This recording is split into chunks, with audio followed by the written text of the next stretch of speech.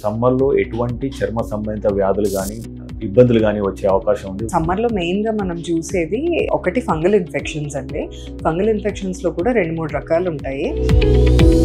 ఎక్కువ ఎండకి ఎక్స్పోజ్ అయిన వాళ్ళలో బాగా ట్యాన్ అవ్వడము, ఆల్రెడీ పిగ్మెంటేషన్ సమస్య ఉంటే. ఎండాకాలంలో కానీ ఏ కాలంలో అయినా కానీ సన్ స్క్రీన్ అనేది చాలా ముఖ్యమైనదిగా చెప్తారు. బట్ భారత్లో కేవలం 15% మందే వాడుతున్నారని చెప్పేసి కొన్ని గణాంకాలు చెప్తున్నాయి. సన్ స్క్రీన్ యొక్క ప్రాధాన్యత ఏంటి?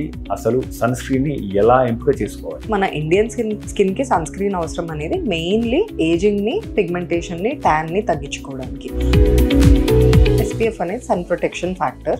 ఐడియల్లీ 50+ ఉండాలి. ప్లస్ సైన్స్ అనేవి అల్ట్రావైలెట్ ఏ ఫ్యాక్టర్ నుంచి ప్రొటెక్ట్ చేసే దాని మెజర్మెంట్ అనమాట. సన్ స్క్రీన్ ఎంపిక చేసుకునేటప్పుడు SPF, PA ఫ్యాక్టర్ చూసుకోవాలి.